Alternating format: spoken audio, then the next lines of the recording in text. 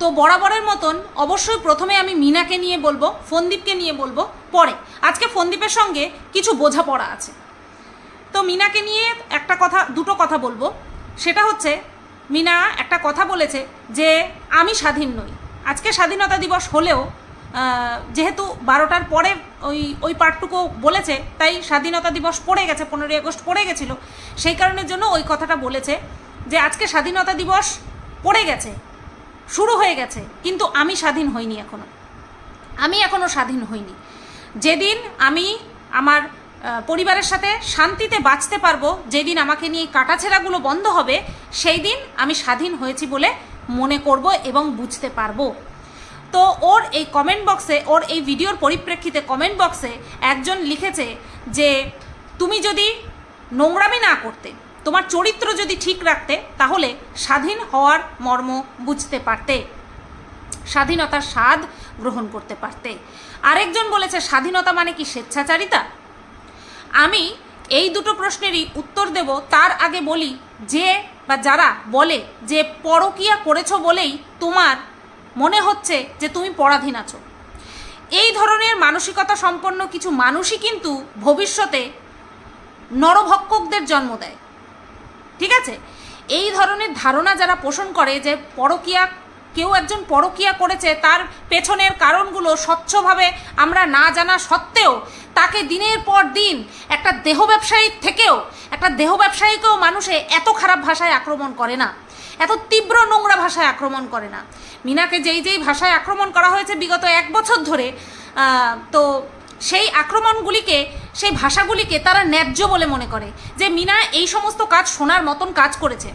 তো এই ধরনের চিন্তাভাবনা যারা মনের মধ্যে রাখে, তারা পরবর্তীতে এই যে মেয়েদেরকে মাংস বস্তু মনে করে যারা কামড় বসিয়ে রক্তাক্ত করে দেয়, এইরকম সন্তানের গর্ভধারিণী মায়েরা এইরকম চিন্তাভাবনা বহন করে বলেই, ধারণ করে বলেই তারা এই ধরনের সন্তানের জন্ম দিতে পারে বলে আমার মনে হয়। আমি বলতে বাধ্য হলাম আজকে, একটা মেয়ে পরকীয়া করেছে, যখন তাকে আমরা বারবার বলি পরকীয়া করেছে, আদতেই কি পরকীয়া করার জন্য ঘরটাকে ছাড়তে হয়েছে? না, কারোর সঙ্গে সদ্য জড়িয়ে যাচ্ছিল, ওই সময়টায় যদি ওকে বুঝিয়ে সুঝিয়ে রাখা যেত। আমরা শুনেছি কিভাবে মেন্টালি প্রেশার দেওয়া হয়েছে। আচ্ছা ধরো, আজকে একটা কথা বলি, আমার হাজব্যান্ড কোথাও ফেঁসে যাচ্ছে, আমি জানতে পারলাম, জানতে পারার পরে আমি দেখতে পেলাম যে তার সাথে, ওই মেয়েটির সাথে আমার হাজব্যান্ডের অনেক রকমের চ্যাটিং হয়েছে, ধরো কথার কথা ভিডিও আদান প্রদান হয়েছে, ঠিক আছে, যেটাকে বলে NUDE, সেই ভিডিও আদান প্রদান হয়েছে। আমি যদি বুঝতে পারি, আমি যদি দেখি আমার হাজব্যান্ড আমার কাছে ক্ষমা চাইছে, আমাকে একটা সুযোগ দাও, আমার ভুল হয়ে গেছে, আমি তাকে সুযোগটা দেব না? নাকি আমি বলবো তুই যা করে রেখেছিস, তোকে তো মরতে হবে, তোর তো ফাঁসি দেওয়া ছাড়া আর কোনো উপায় নেই, তোকে তো ব্ল্যাকমেল করবে। আমরা এরকম বহুত ফিল্ম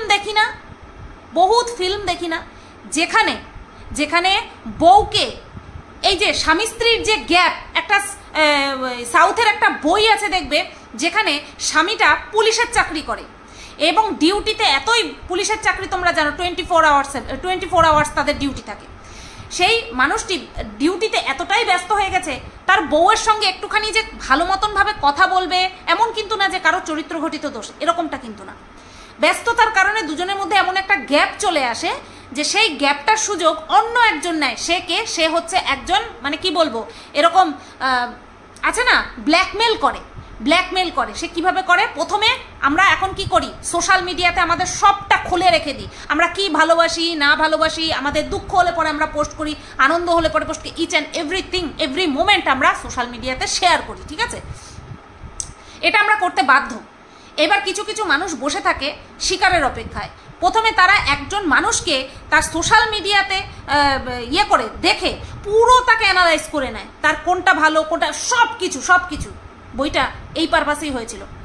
তো লোকটি যে কিনা আর কি ওই যে ব্ল্যাকমেল করে বেড়ায় সবাইকে, সে বুঝতে পেরে গেছে যে এই মেয়েটির কোন জায়গাটায় খামতি রয়েছে। সে বুঝতে পারলো যে স্বামীর সঙ্গে তার যে একটা, মানে কি বলবো, কথোপকথনের দূরত্ব, সময়, একে অপরকে সময় দিতে পারছে না। ও সেই সুযোগটা কাজে লাগিয়ে কি করতে থাকলো, মেয়েটির প্রশংসা করতে লাগলো, মেয়েটির সঙ্গে শুরুতে ভালো ভালো কথা বলতে লাগলো, তারপরে কি করলো, তারপরে গিফট আদান প্রদান করতে লাগলো। ওই গিফটের মধ্যেই সে তো নিজেকে কোনো সময় মানে কি বলবো, বাথরুমে গিয়ে একটা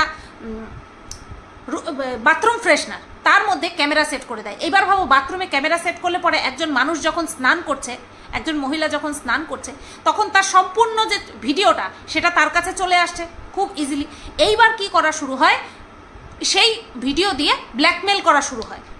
তখন মেয়েটার মাথায় প্রথম কি আসে, আমার স্বামী যদি জানতে পেরে যায়, মানে কি বলবো, ঠিক তখনই স্বামীর একটা ডিউটি পড়েছিল যে সবার কল রেকর্ডিং, কার সাথে কি কথোপকথন হচ্ছে সেটা শুনছে। হঠাৎ শোনে নিজের স্ত্রী পরপুরুষের সাথে গল্প করছে, শুনে তার মাথায় হাত।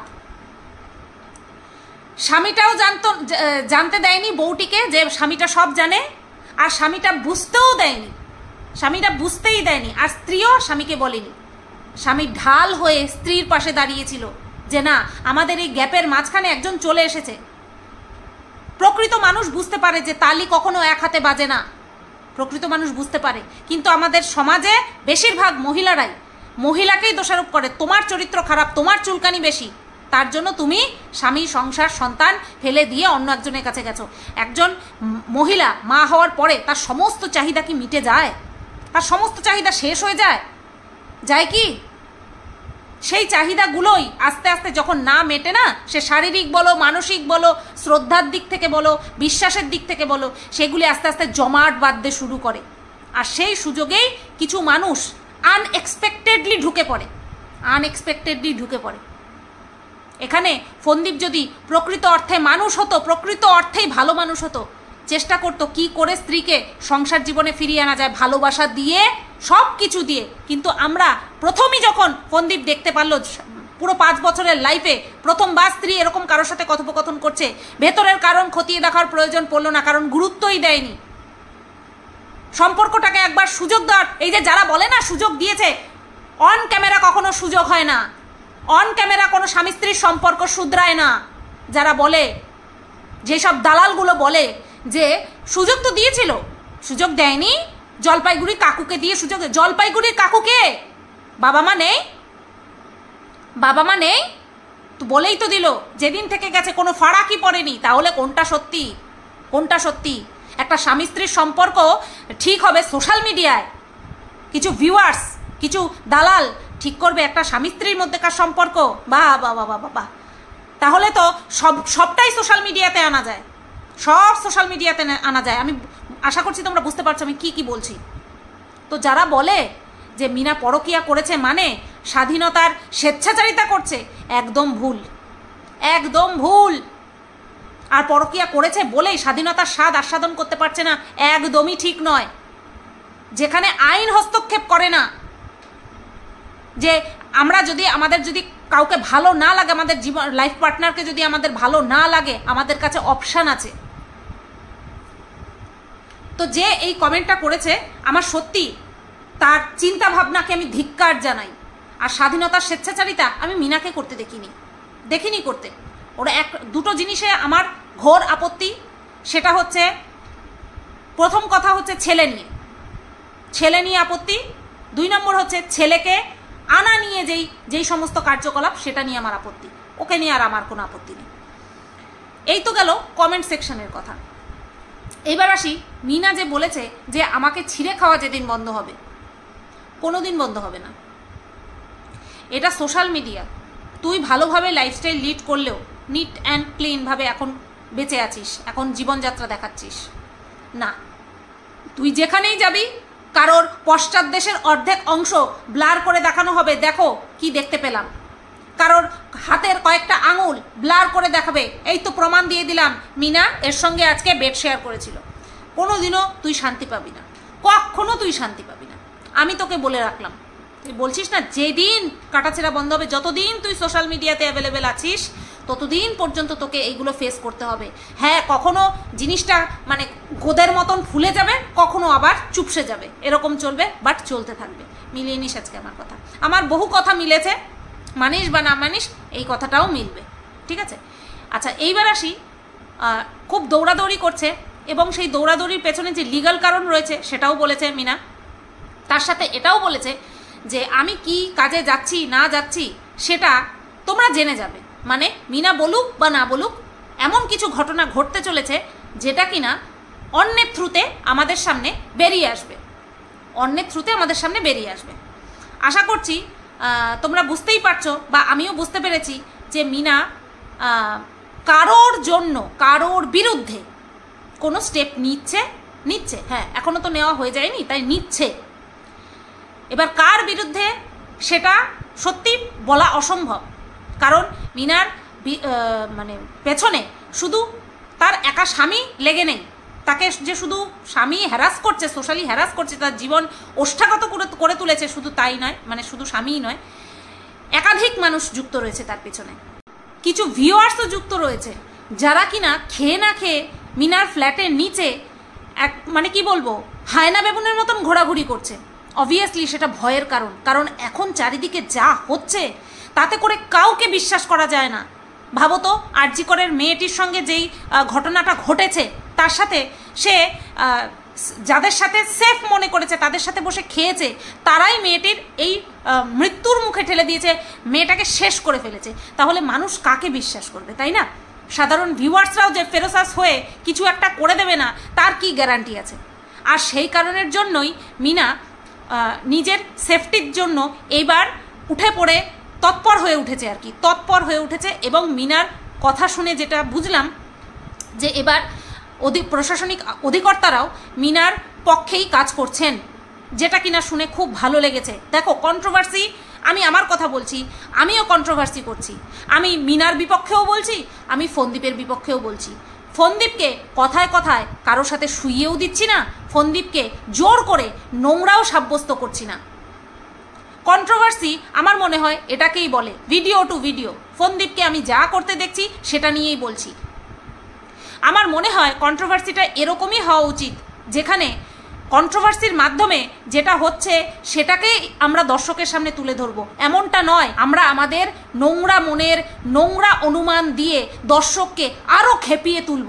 যাই হোক, এটা যে শুনলাম মিনার মুখে যে লিগ্যাল টিম ওকে সাহায্য করছে, এটা শুনে ভীষণ খুশি হয়েছি। আখির কব তাক কতদিন পর্যন্ত মিনার সঙ্গে এরকমটা হবে? অনেক দিন ধরে বলছি। আসলে মানুষের পিঠ যতক্ষণ না পর্যন্ত দেওয়ালে ঠেকে ততক্ষণ পর্যন্ত মানুষ বিড়াল হয়ে থাকে। যখনই দেওয়ালে পিঠ ঠেকে তখন বিড়ালও বাঘ হয়ে যায়। আর এক্ষেত্রে তো মিনাকে তো দেওয়ালে পিঠ ঠেকাতে ঠেকাতে দেওয়ালের ভেতর ঢুকিয়ে দেওয়া হয়েছে। দের আয়ে দুরস্তায়, এই একটা কথা আছে। ও যে সব কিছু ধ্বংস হয়ে যাওয়ার আগে ভেবেছে এবং করে দেখিয়েছে যে এবার একটা কিছু হওয়া দরকার, এবার এর শেষ হওয়া দরকার। তার জন্য ওকে অবশ্যই থ্যাঙ্কস একটা জানাতেই হয়, কারণ এরকম যদি ও দেখায়, এইভাবে ইনফ্লুয়েন্স করে মানুষকে যে দেখো তুমি যা করেছো, তোমাকে যদি শাস্তি দেওয়ার হয় আইন দেবে। সাধারণ মানুষ তোমাকে শাস্তি দিতে পারে না, তাও এমন শাস্তি যেখানে কিনা আমার জীবন সংশয় হয়ে দাঁড়াচ্ছে, আমি বাইরে বেরোতে পারবো না, আমি চলাফেরা করতে পারবো না, আমি কিছু খেতে পারবো না। এরকম শাস্তি আমাকে কেউ দিতে পারে না, সংবিধানেও এরকম শাস্তি লেখা নেই। সেখানটায় যারা এইরকম নিজেদেরকে বিচারপতি মনে করে শাস্তি দিচ্ছে এবং মানুষকে ভরকাচ্ছে, তাদের উচিত শিক্ষা হওয়া দরকার। এবার সময় এসে গেছে তাদের উচিত শিক্ষা পাওয়ার। অপেক্ষা করব সেই দিনটার জন্য, যেদিন দেখব যে মিনাকে যারা অকথ্য ভাষায় উইদাউট এনি প্রুফ নোংরা গালিগালাজ করেছে এবং তার জীবনটাকে ওষ্ঠাগত করে তুলেছে, তাদের একটা বিহিত দেখতে চাই। এবার আসি ফোনদীপের কথায়। ফোনদীপ বহুত বড় কথা বলেছে গতকালকে, তার ভিডিওতে বহুত বড় কথা বলেছে, যেটা কমসে কম আমি তো মেনে নিতে পারবো না, আশা করছি কেউ মেনে নিতে পারবে না। তো ফোনদীপ প্রথমে আরজি করের ঘটনাকে নিয়ে একটুখানি বলে তারপরে তার নিজের জীবনের ঘটনা শুরু করলো, যেটা কিনা প্রত্যেক দিন বিক্রি করে। নিজের জীবনের কাহিনী প্রত্যেক দিন বিক্রি করে, কোনো দিন এরকম যায় না, মানে খুব কম যায় যেদিন কিনা ও নিজের কাহিনী বিক্রি করে না। প্রত্যেক দিন ও নিজের কাহিনী বিক্রি করে। ভালো জিনিস বিক্রি করে না, ভালো জিনিস বিক্রি করে না। যা বিক্রি করে অন্যের খারাপ বলে আর নিজের ভালো বলে, যেটা কিনা কখনোই একটা ভালো মানুষের পরিচয় হতে পারে না। গতকালকে বলতে বলতে লিমিট ক্রস করে ফেলেছে। শুরুর থেকে বলছে মিনাকে যারা সাপোর্ট করে তারাও নোংরা, শুরুর থেকে এই কথাটা বলছে। এই কথাটা মেনে নিয়েছে শুধুমাত্র কন্টেন্টের খাতিরে, বাদবাকি দর্শকরা তো বিচার করার জন্য বসেই আছে যে কে আসল নোংরা, আসল নোংরা কে বা কারা। ফোনদীপের ব্যবহার আর ফোনদীপের হয়ে যারা ভিডিও করে তাদের ভাষা শুনলে বোঝা যায় তাদের শিক্ষাগত যোগ্যতার সাথে সাথে তাদের সামাজিক যোগ্যতা বা সামাজিক গ্রহণযোগ্যতা কতটা তাদের ভাষাগুলো শুনলে বোঝা যায়। ঠিক আছে, পথ চলতি যে কোনো কাউকে বয়েকা তালিবর সয়জফলা আকার বলে দেওয়া যে সমস্ত অশিক্ষিত নোংরা নর্দমার কিটগুলো রয়েছে তারা ফোনদীপের ঘরে, ফোনদীপের মতো ভদ্র ফ্যামিলিতে অবাধে প্রবেশ পায় এবং ফোনদীপ তাদের মুখের কথাগুলো এখন নিজের ভিডিওতে বলছে। ফোনদীপ প্রথম থেকেই বলে আসছে যারা ওর বউকে সাপোর্ট করছে তারাও ওর বউয়ের মতন নোংরাও। প্রমাণ দেখাতে পারবে? একটাও প্রমাণ দেখাতে পারবে যে ওর বউ যে কোনো কারণের জন্যই হোক যা করেছে, যারা আমরা সাপোর্ট করেছি দেখাতে পারবে? একটা প্রুফ দেখাতে পারবে? অথচ সেই ডে ওয়ান থেকে, যেদিন থেকে দেখেছে যে মিনাকে আমরা সাপোর্ট করছি, সেদিন থেকে বলে চলেছে এই একটাই কথা। কখনো দালাল বলেছে, কখনো কুকুর বলেছে, কখনো ওর আমরাও পরকিয়া করি, সেই কথাগুলো বলেছে। কে ওকে সাহস দিয়েছে? একটা ব্লগার বলে কন্ট্রোভার্সি, আমরা কন্ট্রোভার্সি ক্রিয়েটার বলে আর ও ব্লগার বলে যা খুশি তাই বলতে পারবে? কে রাইট দিয়েছে ওকে এই সমস্ত কথা বলার? ফোনদীপ, তোমাকে কে অধিকার দিয়েছে? তুমি দেখেছো আমাকে পরকিয়া করতে? তুমি দেখেছো আমার বর তোমাকে বলেছে? যদিও বা আমার বর তোমার মতন এত বড় সুপুরুষ নয়, তুমি যে মহান সুপুরুষ না, আমার বর এত সুপুরুষ নয়। আমার বর সাধারণ একজন মানুষ যে কিনা জানে তার তার নিজের স্ত্রীর মর্যাদা মান সম্মান কি করে রক্ষা করতে হয়। আমার হাজব্যান্ড জানে। তুমি জানো তোমার এত বড় সাহস কে দিল তোমাকে? কোনো রকম কোনো প্রমাণ ছাড়া শুধুমাত্র একটা মেয়েকে সাপোর্ট করছি বলে, আমাদেরকেও পরকীয়ায় জড়িত রয়েছি বলে ঘোষণা করে দিলে? কে সাহস দিয়েছে তোমাকে? কোন আইন তোমাকে সাহস দিয়েছে এই কথা বলার? একটা মেয়ের, কিছু মহিলাদের, একটা মেয়ে তো না, আমি তো সাপোর্ট করিনি একা, আরও অনেকে সাপোর্ট করেছে, কিছু মহিলাদের চরিত্র নিয়ে এই ধরনের মন্তব্য করার অধিকার তোমাকে কে দিয়েছে? কে দিয়েছে তোমাকে অধিকার? আমার কাছে প্রমাণ আছে তুমি কি নোংরামি করেছো, আমার কাছে প্রমাণ আছে তুমি কি নোংরামি করেছো। মুখ খুলবে, তোমার ঘরের মা বোন পাওনি, তোমার ঘরের মা বোন বউ পাওনি যে যা খুশি বলে দেবে, বুঝতে পেরেছো?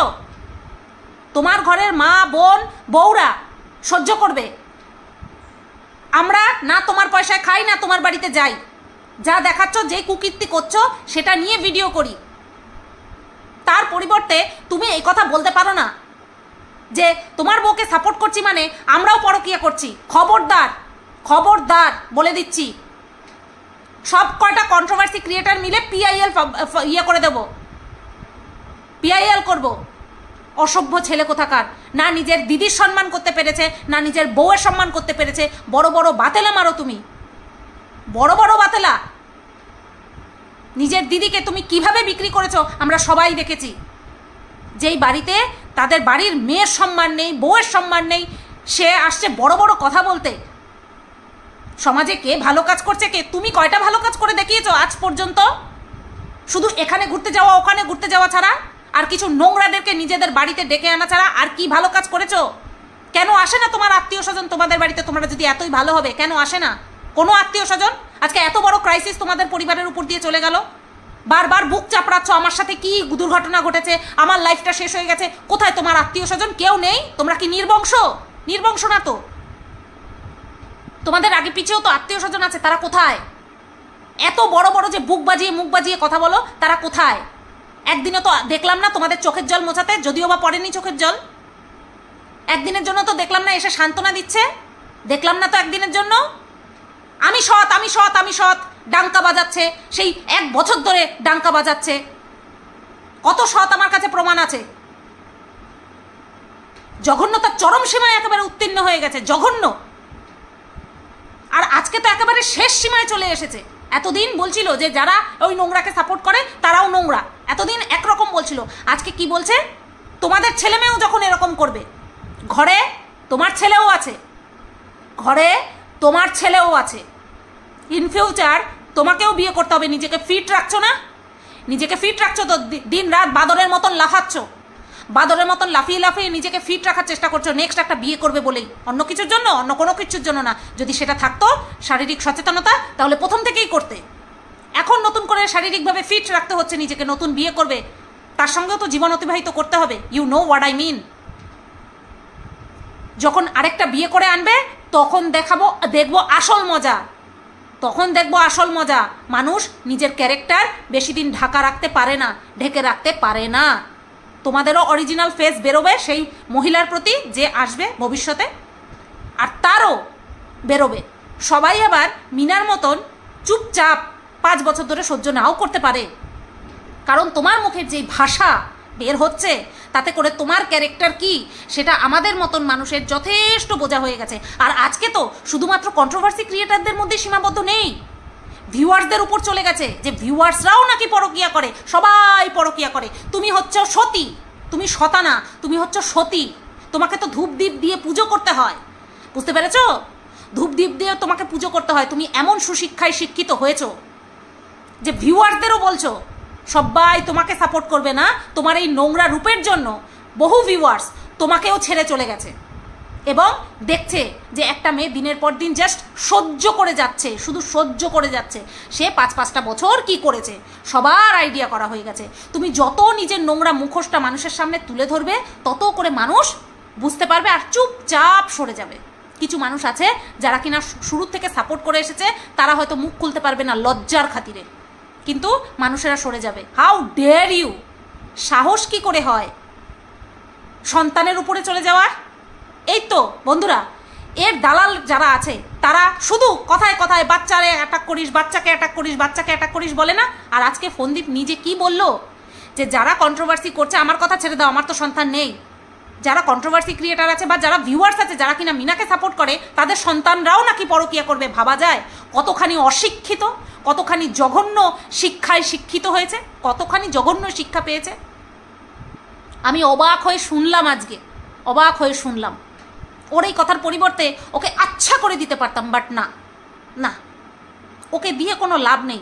ওকে ভালো করে দেওয়ার জন্য নিজের মুখটা খারাপ করে কোনো লাভ নেই। শুধুমাত্র ওর বিকৃত মানসিকতার পরিচয় যে দিন দিন ও দিচ্ছে সেটা দেখছি আর মজা নিচ্ছি। আর ও যত বিকৃত মানসিকতার পরিচয় দেখাবে না, মিনা সোশ্যাল সাপোর্টও পাবে, ভিউয়ার্সদের সাপোর্টও পাবে, লিগাল সাপোর্টও পাবে। আর সেটা বোঝার মতন এই বিন্দুমাত্র ভালো বুদ্ধি ফন্দীপের মাথায় নেই, কারণ ফন্দীপের নিজের মাথায় শয়তানি বুদ্ধিতে ঘেরা ভর্তি, এবং চারপাশে যারা ওর মাথায় হাত রেখেছে তারা আরও নিজেদের নেগেটিভিটি ওর মধ্যে ইনপুট করছে। সুতরাং আউটপুট যেটা আসছে আমরা সবাই প্রত্যক্ষদর্শী তার, বুঝতে পেরেছ? খুব ভালো লাগছে, মুখ থেকে যে গাটারের মতন গন্ধ ছড়াচ্ছে ফন্দীপ, খুব ভালো লাগছে দেখে। এতে করেই তো মিনার জয় হবে, আর এতে করেই তো আমরা যারা মিনাকে সাপোর্ট করেছিলাম তাদেরও জয় হবে। একটা মেয়েকে সাপোর্ট করার মানে এই না যে তার সমস্ত খারাপ দিকগুলিকেও সাপোর্ট করছি, কখনো না। মুখ উঁচিয়ে বলেছি, যেটা যেটা খারাপ করেছে বলেছি, কিন্তু তার পরিবর্তে একটা জঘন্য ছেলে এই সমস্ত কথা মুখ থেকে বেরোচ্ছে যে যারা যারা সাপোর্ট করছে তাদেরও। তুমি কি ভাবলে তোমার এই ধরনের কথায় ভিউয়ার্সরা ওকে সাপোর্ট করা বন্ধ করে দেবে? না, তোমার এই যে জঘন্য মানসিকতা, এটা দেখে ওর সাপোর্টের সংখ্যা আরও বেড়ে যাবে। মিলিয়ে নিও, মিলিয়ে নিও। চলো বন্ধুরা, একে কিছু বলা নেই, এ তো হাস্যকর পাত্র একটা হয়ে গেছে, একটা খিল্লিবাজ পাত্র হয়ে গেছে। একে কটাক্ষ করার মানে নোংরা ভাষায় কটাক্ষ করার কোনো প্রয়োজন নেই। এ যা বলেছে একে ডবল দেওয়া যেত, বাট দেবো না। একে ভদ্র ভাষায় কোনো রকম কোনো স্ল্যাং, কোনো কটূক্তি না করে যতটুকু বলা যায় ততটুকু বললাম। সবাই তোমরা ভালো থেকো, সুস্থ থেকো। ভিডিওটা কেমন লাগলো অবশ্যই কমেন্ট করে জানিও। টাটা।